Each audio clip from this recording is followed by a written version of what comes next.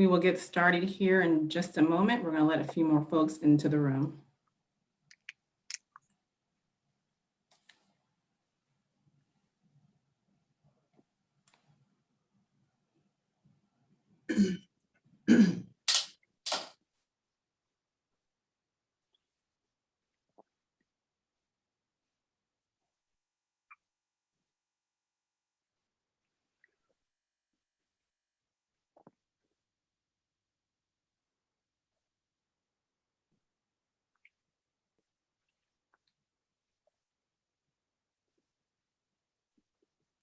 Okay, we get started.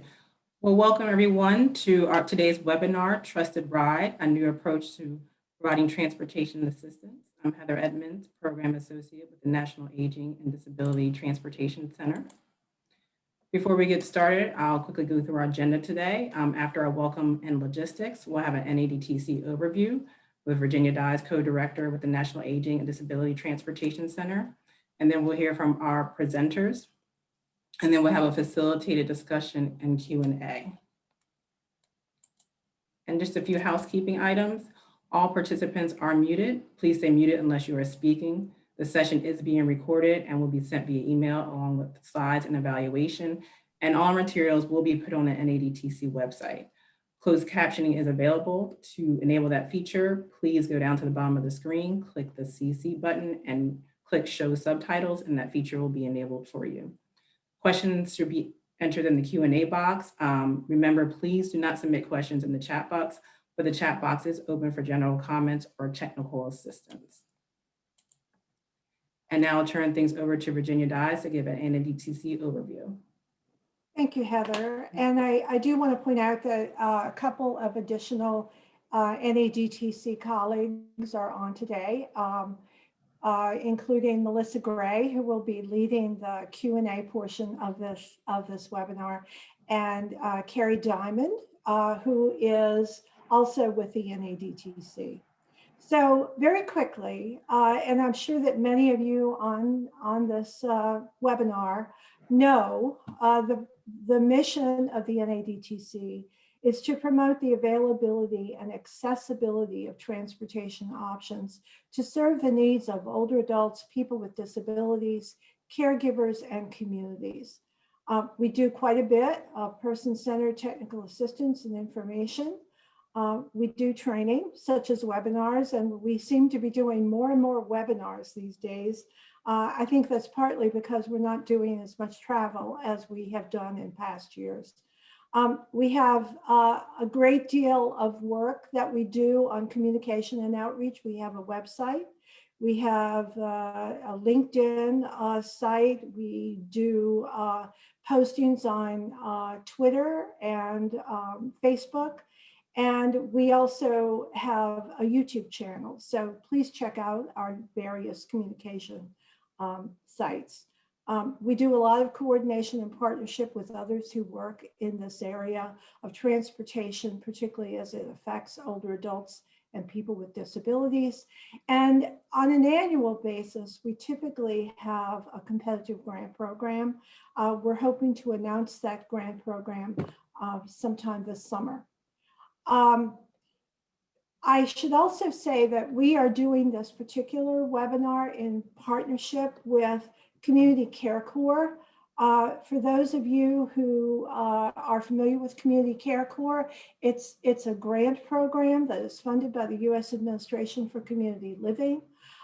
Two of the presenters today, Beverly and Olivia, are Community Care Corps recipients. And they're going to be talking a little bit about their great projects.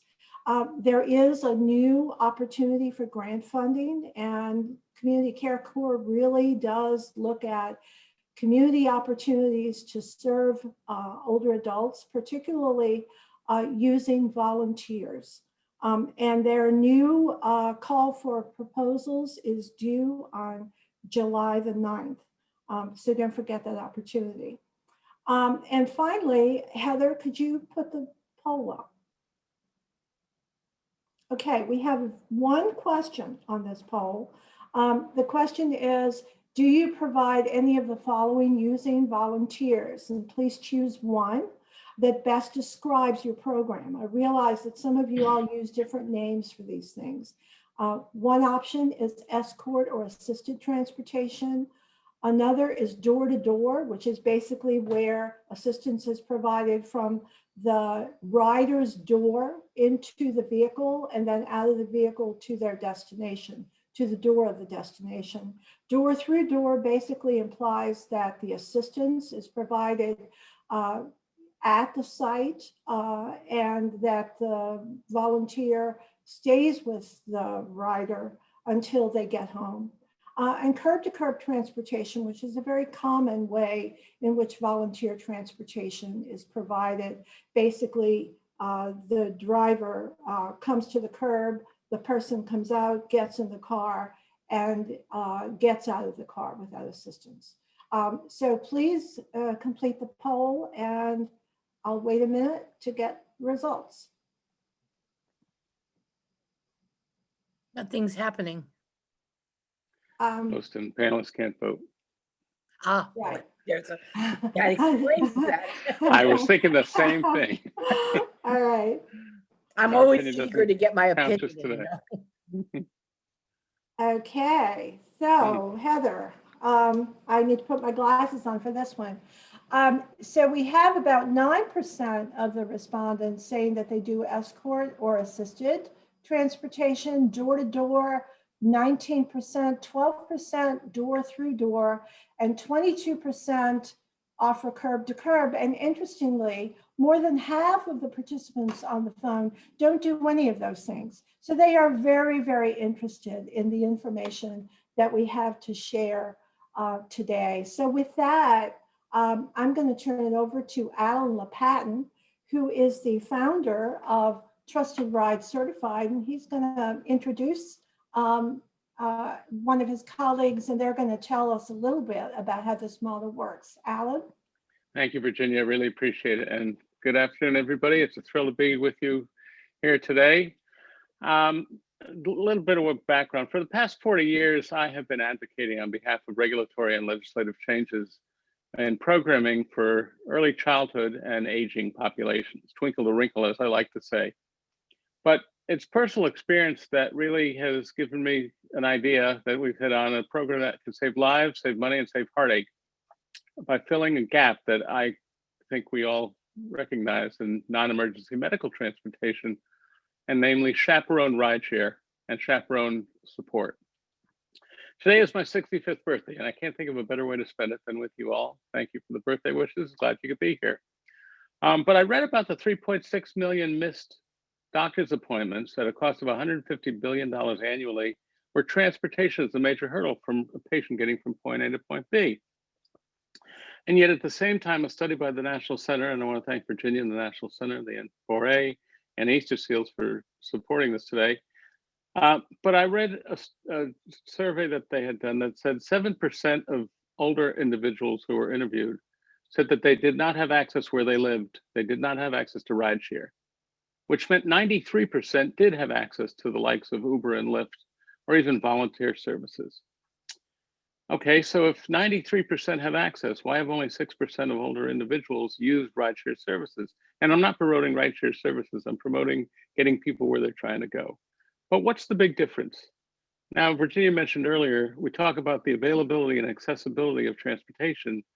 Rides may well be available, but not accessible to seniors. President Biden announced recently that vaccines are available for everybody, come on down. Well, come on down is easy to say, but sometimes hard to deliver. So we found three natural impediments to why older individuals might not use these services. The first being technology. Not every older person has access to a smartphone or Wi-Fi or the internet, computer at home. And they might be skeptical about putting their credit card up on the internet.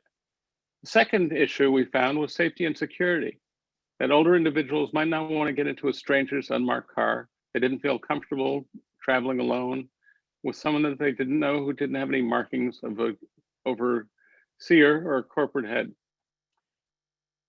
Now, folk have responded to the point about not having access to a smartphone or the internet by providing landline support, but that really doesn't get someone to the car. unlike taxis or metro access types, there are few identifiers on a rideshare. The third issue, though, that was most pronounced and has actually had practical results is the fact that if you are discharged from a day procedure, everything from a colonoscopy to a cataract surgery, you can only be discharged to the company of a responsible adult. Consequently, they won't let you go to the curb to get in a taxi or pick up a rideshare or even a volunteer driver. You must be discharged to the company of a responsible adult. Well, we think we found a way to respond to that. TrustedRide closes the gap between the curb and the door for individuals by providing a screen-trained and outfitted TRC chaperone as a short-term companion to turn curb-to-curb service into door-to-door service. Last week, CBS reported that 40% of elective procedures were deferred, canceled, or rescheduled during the pandemic in the first quarter of 2020. Now, as we emerge from the pandemic, we're going to see this spike in need and no way to address it except by providing some extra added support. If someone had delayed going in for a colonoscopy or endoscopy, they have to undergo anesthesia during the procedure and have to be discharged again to the company of responsible adult. We try to fill that gap. But we really have some practical roots in this whole story, because it was 13 years ago that my mom had had knee replacement surgery, and I had traveled 50 times to Connecticut over a 3-year period. I live in Washington, D.C. now. But over that period, I decided I'd better get someone else to help out, and I hired a care manager. Well, mom had to go back in for her follow-up visit. I called the care manager, said she needed a ride to the doctor. The care manager informed her that, ma'am, I'm not a taxi, take the van. And mom did. She went to her appointment and everything worked out, but she was anxious to get home, anxious to see if the van had come back to pick her up. She went out in front of the building to wait for the van, and there was construction going on, and she tripped over some debris. Her knee got banged up, the prosthetic knee got infected, eventually sepsis set in, dementia, she lost her leg, and eventually she was gone. And I thought, how hard would it have been to have someone there to help her, just get her settled in the car when the car had arrived to return her home? And how easy it would have been to avoid this avoidable injury and avoid the cost, 2 years of nursing care, and eventually home, not just home care, but nursing home care. And she was gone. We can avoid these costs. We can avoid this excess that's not being responsive to the needs of people out there. And I'm going to let Vicki Hover Williamson, who's our project coordinator working with our partners in Baltimore and Connecticut, tell you something about what we provide to the folk who we work with. Vicki. Thank you, Alan. My background is 30 years in volunteer management, overseeing, the first 10 years was at the local level in Southwest Michigan, overseeing volunteers and placements. One of the counties that we served had more pigs than people. So a lot of opportunity for creative problem solving as it relates to getting older individuals with a variety of abilities and mobility issues to different locations. You wouldn't know it to look at my resume, but a significant amount of my best creative thinking went into solving transportation challenges, because until we could get people where they needed to be, the magic just didn't happen. The next 20 years of my career was spent at the federal funding source, and I oversaw grants, regulatory matters, provided training and technical assistance to local programs, and helped with a lot of localized problem solving for programs that wanted to do this. They had these resources, but they just couldn't figure another piece out. So finding creative solutions that we could put together with a budget that included some chewing gum and a paperclip. From that, working with Alan and TrustedRide Certified, the elements that we provide, the chaperones provide door-to-door assistance for non-emergency medical care, and that unfolds in 3 general ways. The first can be just mental preparation and getting everything ready. An individual might need to take their list of current medications. They might need to have what they've eaten for the last 2 weeks, making sure that all of everything that they're going to need for this appointment is ready is very helpful and helps them feel better prepared to go. There's also the physical assistance that helps them get from their residents out to the waiting vehicle. It could be that they've not been out as much during the pandemic. It could be that they're new to using a walker. It could be just a slippery, icy day. But having someone there helping them physically get out to the vehicle and feeling safe and secure when they get in there. All of the elements really help to maximize the resources of the transportation provider, both the vehicle and the driver, but also the staff that are in place that might end up rescheduling when a trip has been rescheduled. Just really being able to maximize and utilize those resources.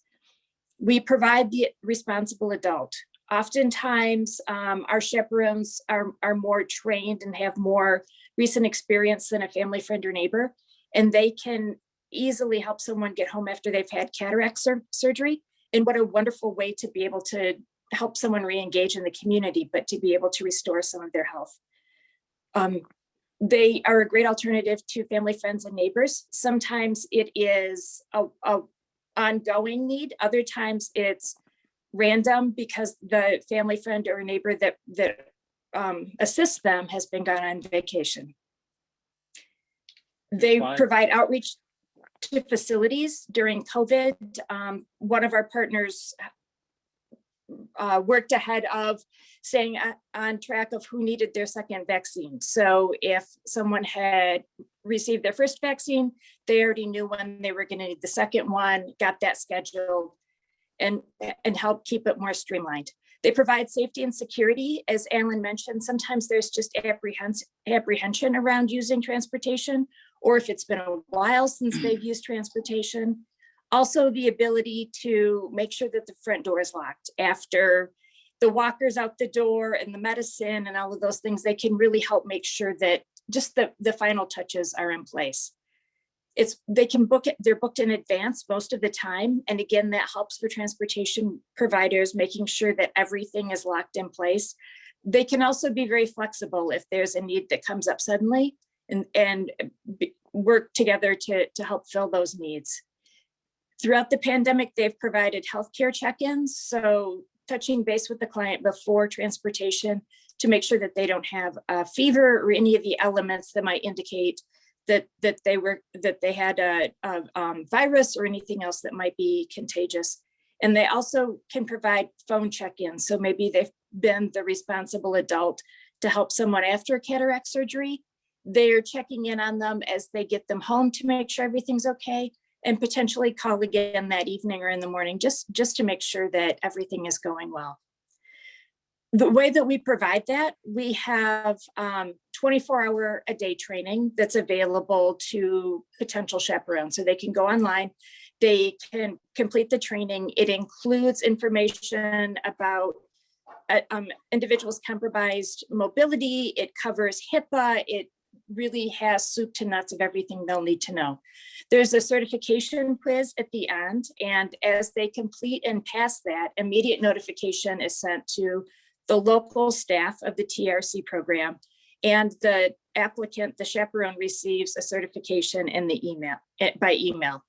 We provide easily identifiable uniforms for each chaperone. That way, as they show up to help their client, even if it's the first time, it's very easy to identify what their role is. It's also very helpful as they get to medical facilities to make clear that they have a role and they're assisting the individual that they're working with.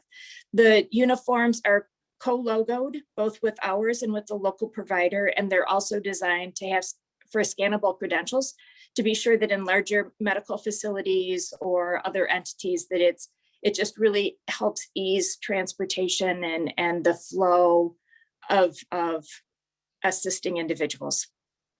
We have a unique online scheduling program that's been developed especially for TrustedRide certified. It essentially takes whatever programming is in place for these rides, and when an individual is selected to receive a chaperone service, it goes to TRC staff at the local level. They check to be sure that that is in fact someone that they're working with, and then it goes live. So chaperones can then go online and decide I have Tuesday morning open and I can take this shift and that shift, or they can know that they work really well with Mabel and they can then sign up to chaperone Mabel for her upcoming trips. The system on the staff side, the TRC staff side, allows them to see what trips have been selected. If there's an upcoming trip that's maybe 48 hours out, but no one has selected it, they can send email messaging to all of their registered chaperones, to ones that are in specific zip code areas. It really allows and is designed to maximize the staff's professionalism, so that some of the more administrative tasks are just taken care of by the software. It's designed to track data, so the number of trips, the number of zip codes, those kind of elements, as well as creating graphs and other information that's helpful for reporting. We also, one of my roles is to help share best practices between the projects that we have. So providing technical assistance directly to sites. One of the sites was, we worked together to figure out a more efficient and effective way for them to report on their federal funding, and just a way to create a smarter use of staff time so that they could still satisfy the requirement without needing to jump through extra hoops. We've had opportunities for the two sites to come together by webinars to share best practices, to learn about each other. And it also helps us find better ways that we can support and be effective with them.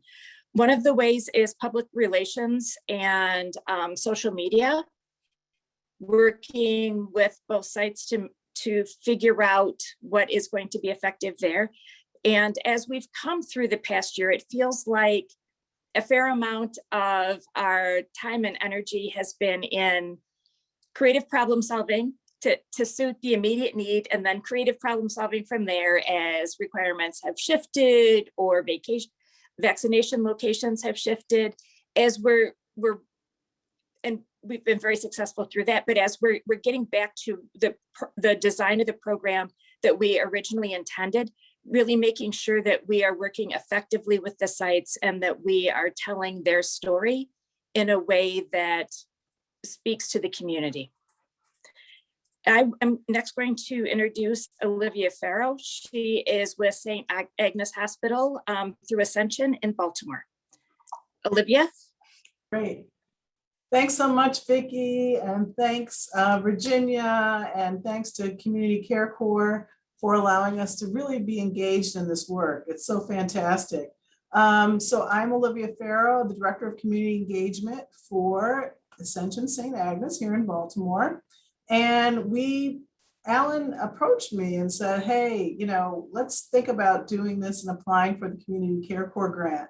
And at first, I have to be honest, I just didn't understand how we could make the logistics work, but it really has. Next, please. So what we needed to do was design this program. And because we are on a hospital campus, there were concerns about using our volunteers to actually drive. So we really stuck to that chaperone model.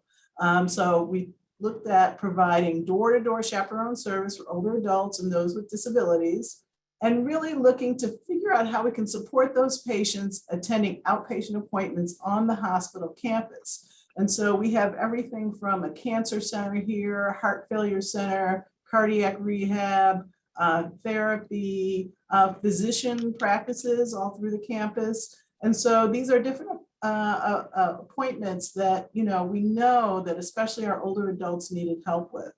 And so the idea also was to design a system where we would supplement existing ride share service provided to our patients. Here on this campus at St. Agnes, many of our patients have low transportation access. And so many of the specialty clinics already provide Lyft service for those patients to come for their appointments. Now, another piece of this was really figuring out how do you recruit volunteers during a pandemic, for goodness sake. And so that was a core piece of designing this program.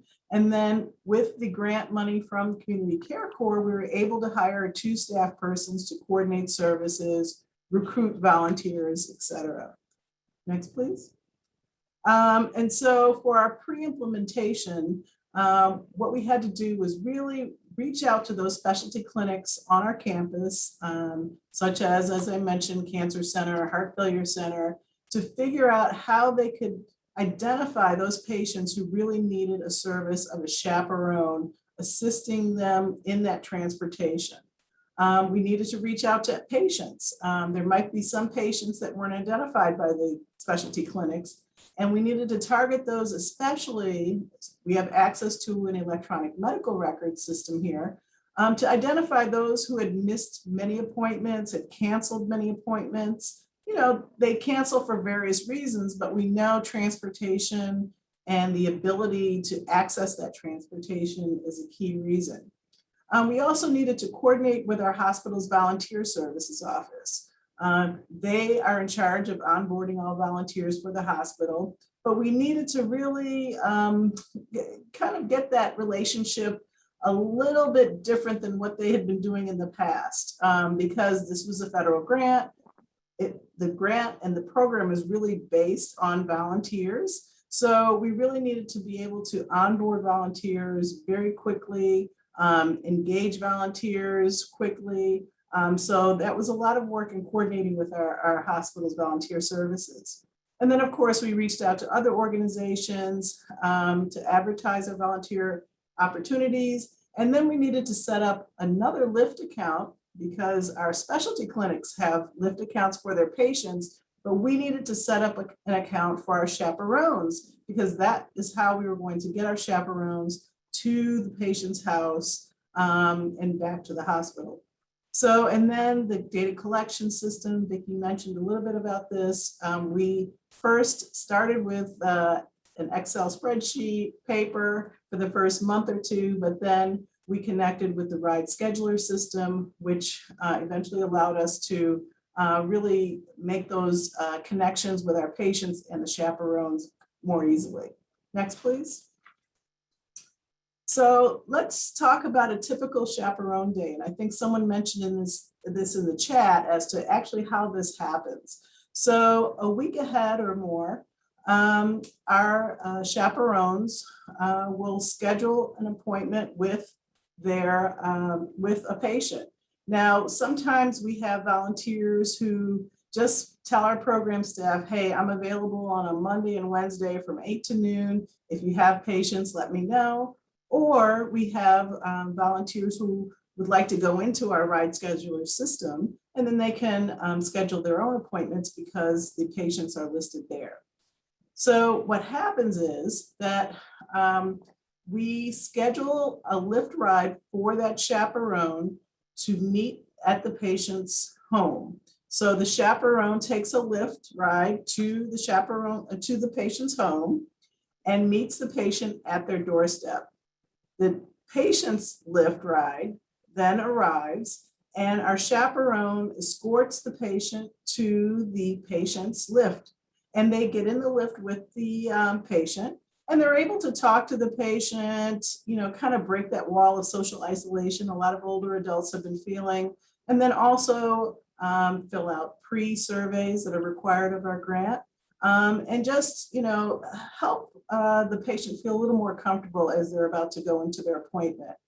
Once they arrive at the hospital, they actually help the person out of the car and walk them all the way to the appointment. Sometimes they sit in the waiting room and wait for the appointment to be over. Sometimes the chaperone might come up to the program office and wait. But then when the appointment is over, they meet the patient at the specialty clinic and then walk with them back to their Lyft. And then they take the patient's Lyft car ride back to the patient's house. And then they walk the patient from the Lyft car to their door. And they make sure that they get home safely.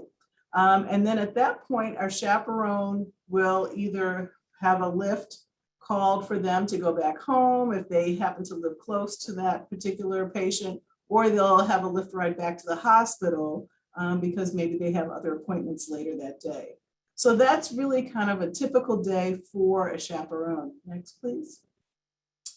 And of course, we're in COVID this past year, so we've had to make some slight modifications. So of course, many of our volunteers here at the hospital are older adults themselves, and they were very reluctant to do in-person chaperoning because of COVID concerns.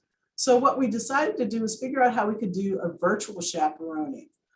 So virtual chaperoning meant they accompany the patient virtually via phone as the patient is traveling in their Lyft on their way to the appointment.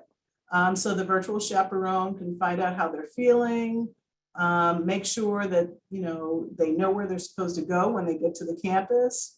But then they could also do appointment reminder calls, follow up after the patient has arrived home to make sure they got home safely, and do certain wellness checks. So it's really key that we see this still as a form of chaperoning because they are assisting the patient along the way to and from their appointment. Our chaperones were also asked to help with registration sign up for the COVID vaccine. As you recall, early on, it was like the Hunger Games, and for older adults, it was really difficult to get online, figure out how to sign up. And so our virtual chaperones were able to help with that.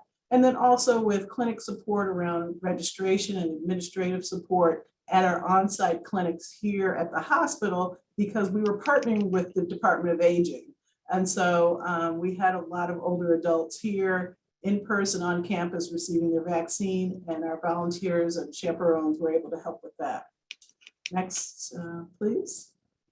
So just around the impact that this program has had, I mean, early data, we had a nursing intern who looked at some of our data, some of our patients. We clearly show a reduction in missed appointments, which is so key. If you're supposed to be getting cancer treatment, heart failure treatment, cardiac rehab, other types of rehab, it's so important not to miss appointments. We've seen in post surveys, patients not only do pre-surveys, they also do post surveys, seem to be very satisfied with the service. And family members, we have on occasion, family members who will drop off their patient, their loved one, and they're a patient maybe in the cancer center, but the family member can't stay. And so we have a chaperone who will just meet at the curbside here on campus and escort them to the cancer center or cardiac rehab. And so family members have expressed, really sincere appreciation for that extra support. And one case we like to talk about, a patient we'll call Joe, a recent amputee. He had difficulty using the lift service provided by his specialty clinic, the rehab center. And, he had a wheelchair, assisted devices. And as you know, many times with the lift, the driver will not get out of the car to assist you. And he was having to figure out how to get his wheelchair and other devices into the lift. Here he is, a new amputee. He really struggled. He missed appointments. Once we got him the chaperone service, someone who could help him with those devices, he was able to attend therapy regularly. He's now been fitted with a prosthesis, and he's back to work and living, his life. So we're so happy to see that there's been such a great impact. Next, please. And so as far as our future direction for this program, we're going to continue to seek sustainable funding for various potential grant opportunities. We would like to do a full program evaluation and have someone really dig into the data. Are people truly not missing appointments? Are they not readmitting to the hospital because of their condition and because of missed appointments? And we really want to expand chaperone support here on the hospital campus. We're going to purchase an electric golf cart.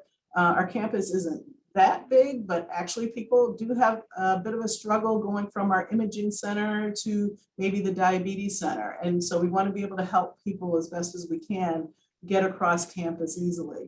So, and we also want to continue to expand our volunteer corps. We've used a lot of students over the past several months. Students are great, they're very enthusiastic, but they like to take their spring break. They like to take a summer break. So we'd like to really expand our volunteer corps. And now with vaccines readily available, we think more older adults would be interested in volunteering. So I think overall, we've had a great impact. We're very happy for this program and we want to see it expand. And we think it's been very life-changing in improving the health outcomes for many of our patients. And so I think I will pass it over to Beverly now.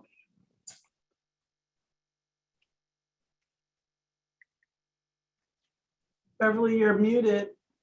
We've got to unmute Beverly. Thank you. It was very interesting to listen to Vicki and Olivia talk about the program that I'm doing.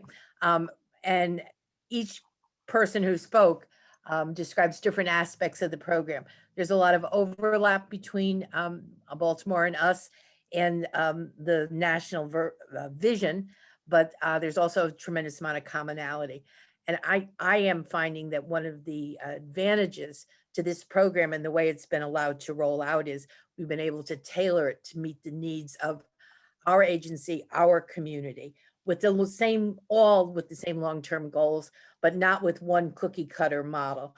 And so I'll try to highlight some of what we've done that's different than what Olivia has done in Baltimore. Okay, so next slide, Heather.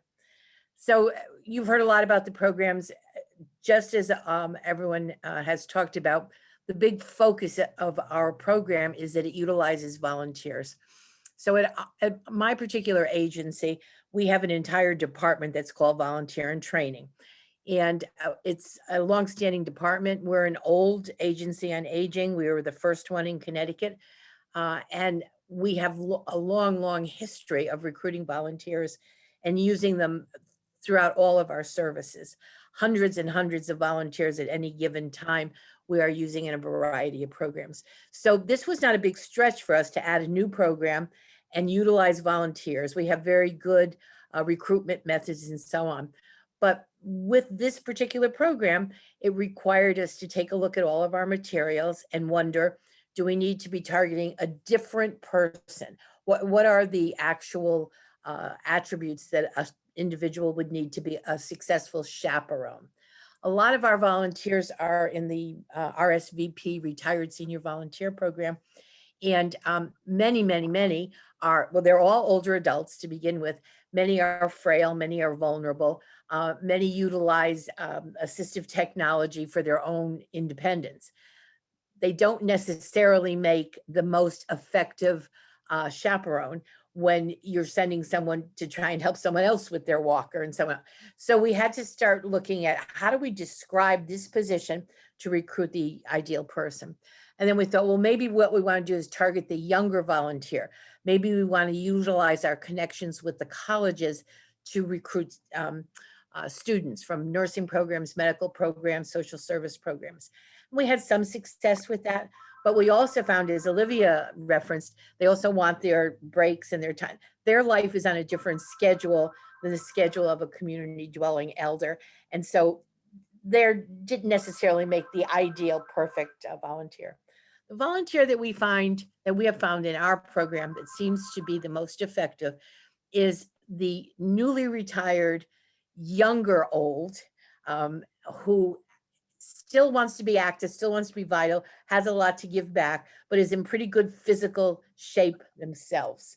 Doesn't need a lot of queuing for them to be independent in the community. They're still able to do that. And we find it can be a really wonderful transitional role for people in that first, 60 to 70 year decade. So although certainly there's many people who are older than 70 who are really physically capable, we do find that that's a good target group. And so one of the things that we're looking at in recruitment and that we've done internally and with some of our Connecticut colleagues is to look at newly retired, speaking to their groups of newly retired folks, sending people information about our volunteer opportunities, trying to specifically get into that wedge. It was mentioned previously that Baltimore started to use Ride Scheduler. Vicki mentioned it, that nationally they're using that. We in Connecticut have used Ride Scheduler for our transportation stuff for about the last 5 years. Although the Agency on Aging does not provide direct service transportation. We fund multiple medical transportation providers in our community through our Older Americans Act grants. And we encourage them to use the ride schedule as a really effective way to match up the volunteers with the drivers, with the consumers. So it was very small jump to add this program to that model. And now you not only have the client scheduling their appointment and the driver checking availability, because most of our programs have volunteer drivers, checking when a ride is needed. Now you can also have the chaperone log in and see, okay, what's available here? What do I want to serve? How do I cover? Heather, next slide. Excuse me. So the chaperone selects whatever person they're going to provide a service to. And then at that point, they begin to develop their relationship. And it has, as has been mentioned before, they call them, they try to establish a relationship. They assess at that point what the consumer's need for assistance is going to be. Do they just need someone to take their elbow, bring them to the car? Do they have a lot of equipment? Are they coming with oxygen and a walker? So what do I have to be prepared for the day that I'm going to be the chaperone? The next slide, please. The day prior to the actual ride, they call to remind them. They offer to stay with the consumer at the time of the appointment. So they go with them, they get them to the medical facility, and now you get into privacy issues. Do you want someone to come into the doctor's waiting room with you? Do you want them to actually come into the examining room with you? What do you want? And we go with whatever the comfort level and the request is of the consumer. We try as best as we can to meet that need. We believe that it's always good to have a second set of eyes and ears when you go into a doctor's office, even if you're not elderly, but particularly for older adults. Someone else to hear what was said so that in that moment of anxiety, nothing is missed. And we are more than willing through the chaperone to be that person. But we also respect people's rights to say, no, you know, what's between me and my doctor is just between me and my doctor. After the appointment, we make sure the individual knows when their follow-up appointment is, that they have their prescriptions from the doctor in hand, if that's how that particular medical facility operates, and that on the way home, if it's necessary to stop and get anything the individual needs so that they can be okay, whether that's getting the prescriptions filled, getting something in the house that's needed, a new piece of equipment, whatever. The chaperone takes the responsibility to make sure everything's in place for that individual and that it's going to be a safe return home. Heather? So how this all fits into the landscape of our community. We have a lot of transportation available in Connecticut. So many providers of transportation. Our particular agency funds 5 different programs that provide medical and/or social transportation to older adults just in our 20-town region.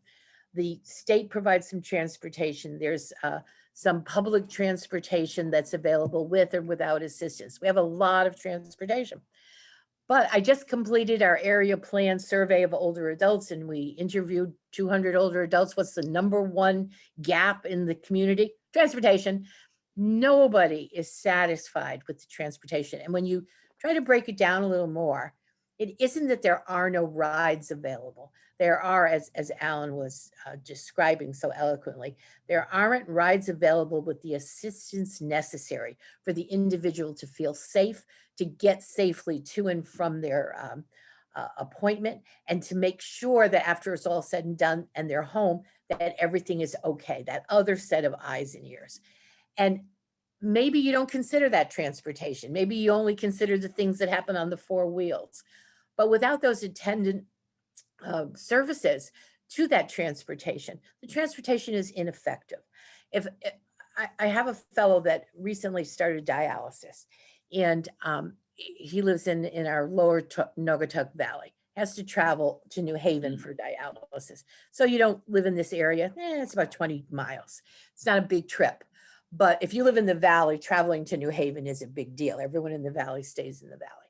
So no problem. We're going to get you transportation, Bill. Don't worry. It's all set. We have transportation for you. And the valley has wonderful transit. The transit comes right to that curb, but he can't make it to the curb. He's just been in the hospital. He's been sick. And now the family goes off to work comfortable in the knowledge that the handicapped transport is going to arrive, assuming that with that comes some help for someone with a handicap. No, it's just a vehicle that's capable of accommodating someone who arrives in a wheelchair. Well, Bill doesn't have a wheelchair, but he's really frail. And the prospect was just so overwhelming. Had he been with someone who could have taken his arm, who could have talked him down, who could have helped him walk at his pace, gotten into the van, got him buckled in, and been with him and able to assure him on the other end, when you get there, now I can show you where dialysis is and how to get there, et cetera, I think Bill would have been fine. But no, instead he missed his first dialysis appointment and got so overwrought, so upset, so unnecessarily, because he was all alone. And for him, that's all part of, I don't have transportation. So the fact that the dialysis center arranged for a ride does not mean they actually successfully arranged to transport someone there. As I said, we have a lot of options for transportation, but until we address that every place it's needed, we are not going to provide adequate transportation. Heather? I'm going to skip this slide because I think everyone already talked about all this stuff. So what's the benefit of this program? It adds at virtually no cost the missing element of door through door. So instead of curb to curb, you now have someone who makes sure that you get out of your front door, you get into the vehicle, you get out and in and out and in. And at every point of transition where things can go wrong, you've got an advocate with you who's going to make sure at this transition, the handoff is successful, that there is no issue that's going to create problems for you. It increases the probability, therefore, that people make their appointments. And that has been demonstrated to be key to keeping people healthy and keeping them, certainly out of hospital care. It also increases the likelihood that people are going to fill their prescriptions. I can recall from my own personal experience when my husband was sick, getting discharged from the hospital at 8 o'clock in the evening. They hand me a bunch of prescriptions. I get my husband into the car, and in the parking lot of Stop and Shop where we got our prescriptions filled, only to find the pharmacy closed that night a little bit earlier than usual. And I'm standing there with my husband and the prescriptions, and they've stressed to me how important it is that he take this medicine and there'd be no interruption because he was so vulnerable to infection. And I've got his life-saving medicine prescription, and I have no way to get it filled out in a parking lot at night. Those things shouldn't happen. And had someone made better arrangements I was so nervous and anxious and trying to get my husband and didn't expect discharge so late in the evening. I was not thinking as well as I could have. But if my one and only job was to be the chaperone, the advocate for that individual that day, I bet you my bottom dollar, I wouldn't have left that hospital until I knew, where are we getting this? Is it open? How do we get it? How do we pay for it? People would go home with their medicine to a much greater degree. We also find that another benefit to the community is from the volunteer side. It decreases social isolation for the volunteer and also for the consumer. The connections that we find that people are making are really powerful. It's no surprise to us that happens in all these kind of volunteer programs. It's also a wonderful way to decrease anxiety, both for the consumer and for the caregiver. Heather? So here we are with this program, and also enthusiastic and excited, and bingo, we start the program and COVID hits and we have to make major shifts. So unlike St. Agnes, we did not find virtual chaperone worked for us at all. We couldn't, our recruited volunteers, we quickly recruited a lot of volunteers. We trained a lot of volunteers. Then we had this shift. We tried to train them on the virtual package. They dropped out like crazy. Nobody wanted to do this virtual volunteering. We also found the seniors didn't want it. It was like, well, if you're not going to come and help me, I don't need to just be on an open phone line with you as I'm trying to travel to the doctor's office. If I got to do it on my own, I don't need to be talking to you. So for us, that model did not work at all. And unlike St. Agnes, which is a campus, a big campus, but all in one roof, so to speak, we provide our services to people all over a 20-town region. We're traveling all over the place. So for us, that model was not an effective model. The Agency on Aging, we don't provide rides, we provide the chaperone. We fund organizations in the community that provide the transportation. So we selected one of our our grantees to be a partner with us on this project and in the first year to see how it goes. So they and us are using the same ride scheduler. We are providing the chaperones to the folks that they are providing the medical transportation. And as I say, they do it throughout this 20-town need. But what happened to us with COVID was, as happened to everywhere, people needed help making appointments, much more than they needed rides anywhere. And once they had appointments, then they needed rides to appointments and they didn't know where they were going or how to get there. And then once vaccines came out, they needed help finding vaccines and getting to them. And we just took all those volunteers we had, we retrained them in another, COVID safety protocols, et cetera, and redeployed them, got our medical transportation providers to shift. There was a great reduction in the demand on medical transportation for all scheduled visits, as we had talked about. But now there was this huge demand for rides in this other area. We shifted everybody to focus on getting people tested and then focus on getting people vaccinated when that blessing came about. And we were able to redeploy almost all our volunteers. I think we lost 5 volunteers who said, just put me on hold and haven't come back. But as soon as we rebooted to the COVID shift, we found that really helped. We call people, we find out if they need help with the getting the information about COVID, making the appointments about COVID. We call and remind them when the appointments due. We arrange the medical transportation. We did not drive with them in the car to go for the visits because we had one bad experience of someone being exposed to COVID on one of our volunteers. And we got so frightened, we said, nope, not until everyone's vaccinated are we going to put them back out into the community. But they did the calling, they did the reminding, they called them back for the second call, second shot. They called them after to find out how you're doing, about reactions. And for a couple of people, reactions were kind of significant. And then they took the responsibility to contact the doctor and let the doctor know this person was having a reaction. So they were helpful in that respect. Next slide. And in the next slide, I already said all this stuff. Thank you. Oh, so the only other thing I would mention, because I know you have people from N4A on the call, is we have found as an agency on aging this to be a wonderful opportunity for agencies on aging to add some additional direct service. And I know more and more of us are doing that over time. This particular direct service works so well with funded programs that we currently are providing in the community through our community partners. And one of the reasons it works really well is we have a long history of recruiting and training volunteers as agencies on aging. So we've got that in our back pocket. But also, most of us from other programs we operate have very large databases of the target population who could use this service. And so it was very easy to do in-reach instead of outreach. We could just begin going into our Meals on Wheels programs and our home care programs and our respite care programs that we all have and provide, and contacting people directly and saying, we have this service, blah, blah, blah.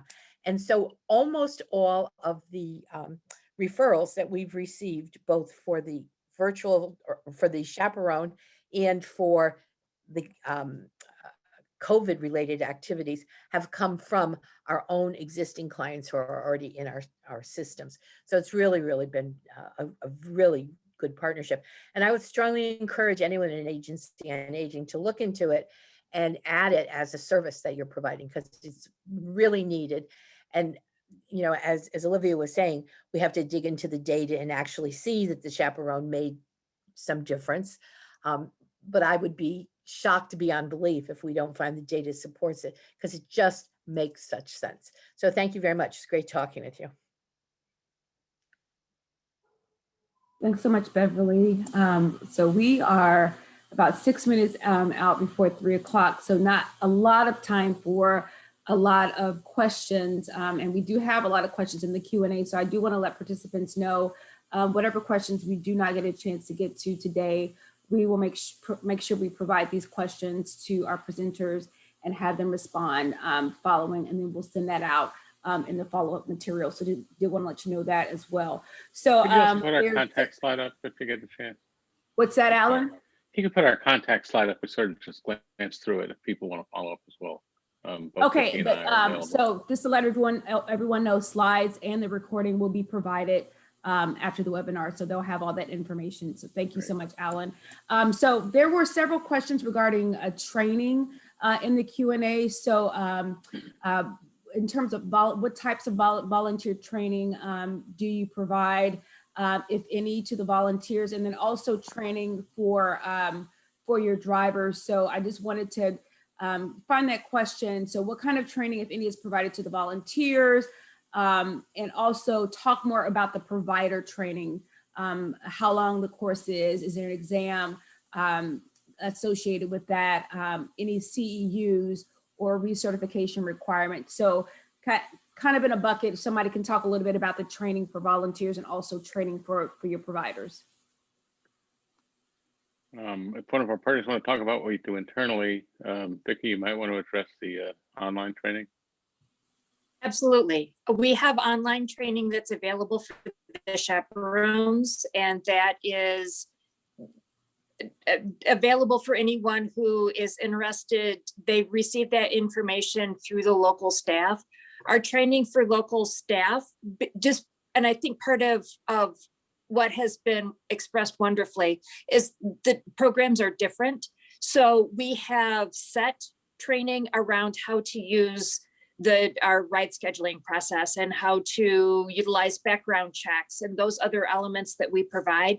But also a lot of my role is just wrapping around that to help make sure that all the pieces are in place.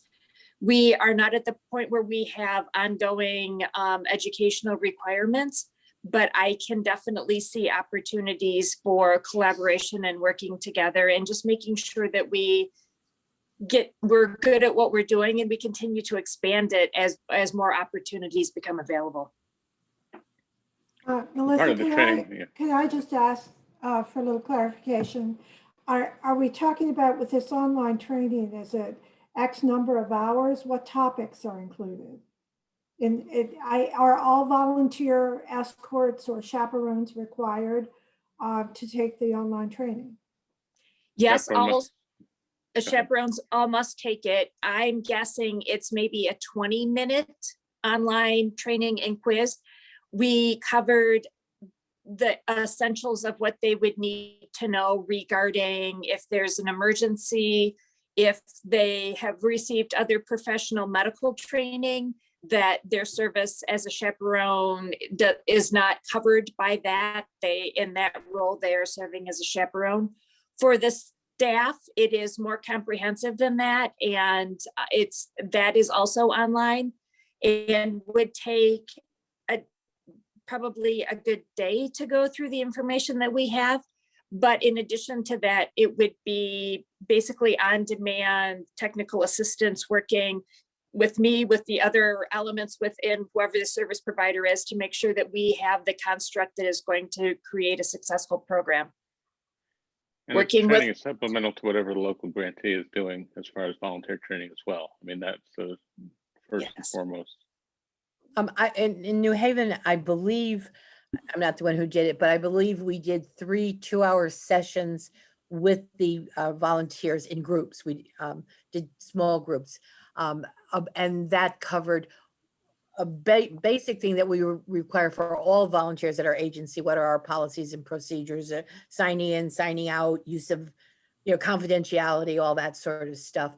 And then we brought them all together for another training just specific to this particular program, how you access, spend a lot of time on how you access rideshare.